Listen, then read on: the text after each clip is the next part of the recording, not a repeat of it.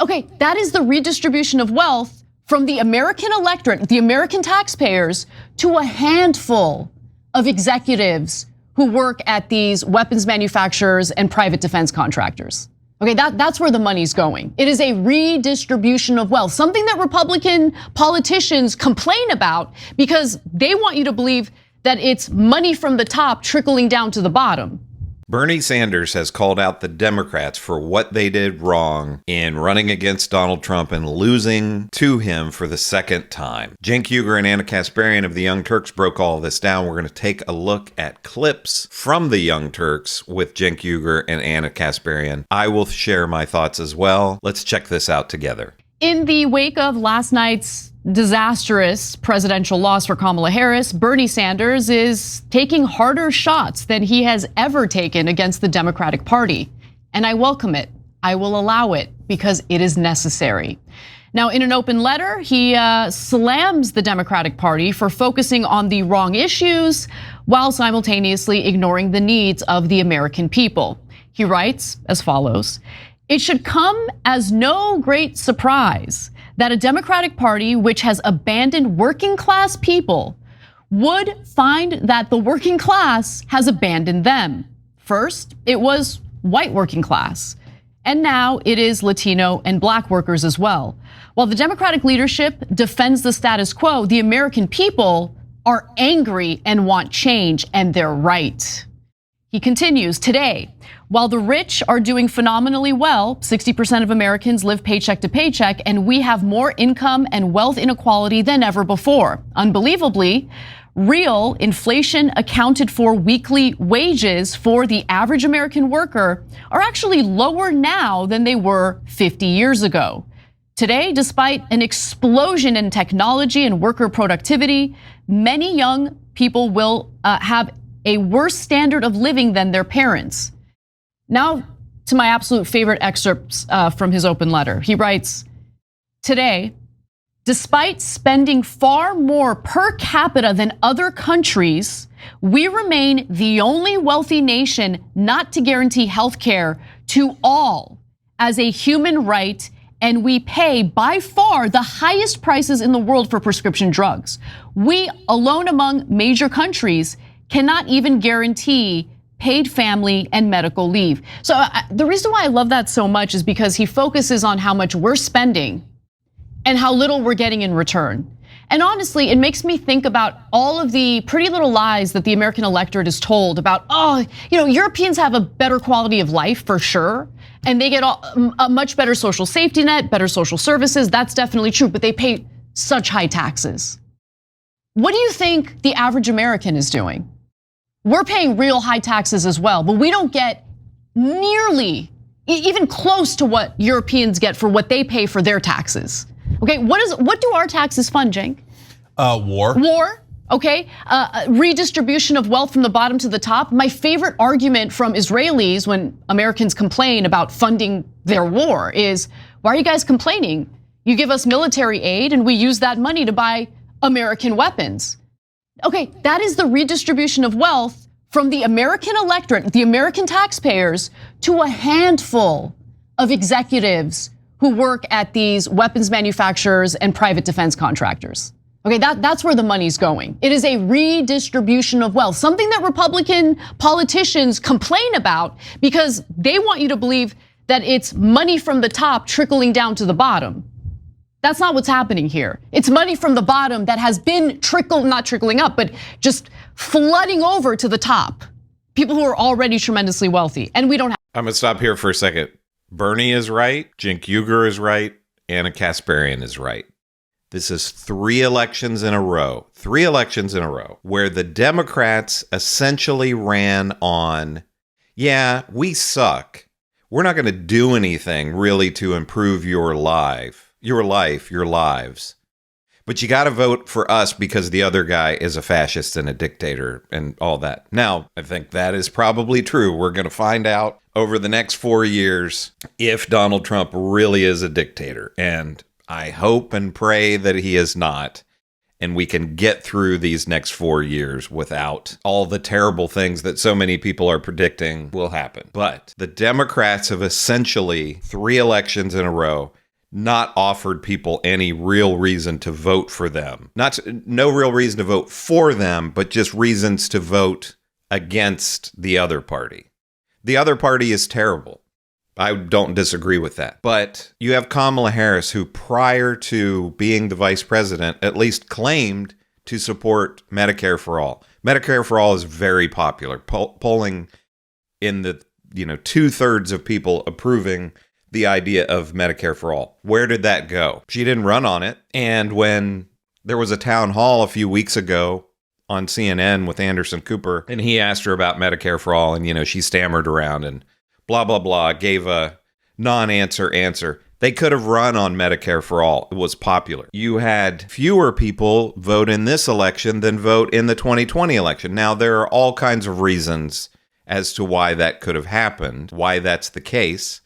And there are going to be all kinds of think pieces written about this. But to me, I think it comes down to what Bernie Sanders is saying. They're not offering anything to improve the lives of American people and a reason to vote for them. And we have other countries, all the other industrialized countries, that none of those people have to worry that they're going to go bankrupt if they get sick. And we have millions and millions of people in the United States, I'm one of them, with insurance, who think, okay, what happens if I get sick? Am I going to lose my house? Am I going to lose the what little I have? So Bernie is right. Have health insurance. We don't have nearly the types of social safety net programs that Europeans have. He also writes, today, despite strong opposition from a majority of Americans, we continue to spend billions funding the extremist Netanyahu government's all-out war against the Palestinian people, which has led to the horrific humanitarian disaster of mass malnutrition and the starvation of thousands of children. I'm happy that Bernie seems to be the only Democratic politician who hasn't forgotten about what's happening to the people in Gaza. Yeah, so first of all, Bernie, it's good to have you back, brother. Okay. Credit to Rashida Tlaib, of course, as well. Right. So what happened to Bernie for the last 4 years is, in my opinion, he believed that Joe Biden was his friend, and he believed that working with the establishment would get it all these progressive policies that he believed in. I said he was being naive and they weren't going to do any of that. And on day one, we found out they weren't going to do any of that because they pulled his beloved $15 minimum wage as their very first act. Joe Biden said, take it out of the bill, and they did. Okay, so, and then it led to a series of betrayals. And so, but he put on a happy face, and I think that he really believed it. And I think that he believed that, oh my God, we got some good things passed in the Inflation Reduction Act, et cetera. And it wasn't all bad. There were some decent things that were passed. But to me, the negotiating drug price is a perfect example, because there's tens of thousands of drugs, and they said, oh, we're going to negotiate prices on 10 of them eventually through 2026, and we'll start with one. Now, when you do one out of tens of thousands of drugs, that's not because you're trying to lower drug prices. That's because you're trying to pretend to lower drug prices while you actually protect higher drug prices for 99% of drugs. So I think that today, the reason why the Bernie we know and love is back and making these good, tough points against the establishment is because he realized, oh no, working with them didn't lead to anything that they said would happen. They promised this, that, and the other thing. They promised they knew how to run a campaign. They promised they'd do it the next time around. And what happened? There is no next time around. They didn't know how to run a campaign. They never got the great majority of that stuff passed, and they never meant it. So, but when you play footsie with the establishment and you buy into their ideas of gradualism and eventually we'll get there, it's a trap. They're not ever going to get there. They don't intend to get there. So you ready for the part that you're going to love the most, Cenk? Yeah. So he gets into money and politics, which he's been talking about more and more in press interviews and things like that. But he certainly touched on it in this letter. He writes, will the big money interests and well-funded consultants who control the Democratic Party learn any real lessons from this disastrous campaign? Will they understand the pain and political alienation that tens of millions of Americans are experiencing? Do they have any ideas as to how we can take on the increasingly powerful oligarchy, which has so much economic and political power? Probably not.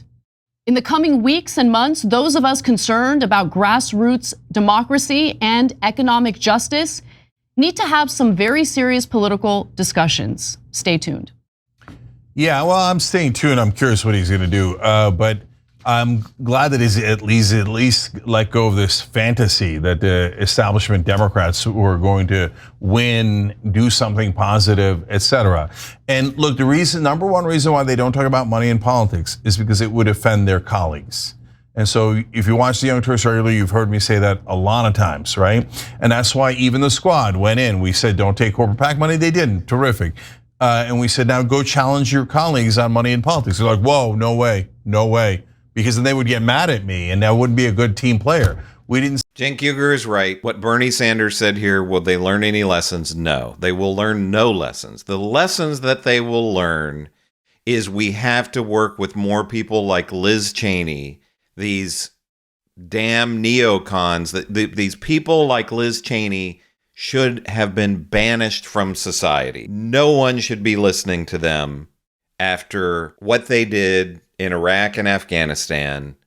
They should never be on any shows. They should not be part of any political campaigns. But what the Democrats are going to do, instead of this next time around leaning into popular progressive policies like Medicare for All, strengthen Social Security, free school lunches. The people that are against free school lunches can go to hell. The Democrats should be leaning into that. The majority of people support free school lunches. Don't worry about the conservatives that are opposed to that. But they're going to go further to the right this next time around and think, oh, we should reach out to more neocons and more never-Trumpers and try to gain the vote of some mythical Republican in the suburbs somewhere, rather than trying to solidify our base. The Republicans, MAGA, they cater to their base at all times. They're constantly throwing red meat out to them. Do they reach across to Democrats? Now, people are going to say, well, RFK Jr. RFK Jr. is a fringe candidate, not really a member of the Democratic Party. Do you ever have Donald Trump is he reaching out to Nancy Pelosi or somebody like that? No, he's bashing her at every turn. And I'm not saying Nancy Pelosi is a good person who should be running anything. But the Republicans do not reach out to the Democrats. The Democrats are constantly bending over backwards to reach out to their friends across the aisle.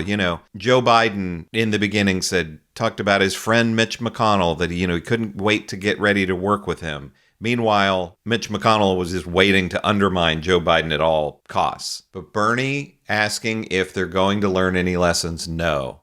They will not learn the lesson of running on popular progressive policies. Their lesson will be to go further right, to try to appeal to Republicans who aren't going to vote for them. Send you to be a good team player. We sent you to overturn their Apple Card. That's the whole point of being a progressive and fighting for the voters. So if you went there to be a Democratic colleague, but God, we wasted our time, right? So now, look, I don't know where the squad stands. I don't know if they're angry. I don't know if they realize economic populism is the right direction to go. I don't know if they've learned anything, but at least Bernie's back and he's the actual leader of the movement.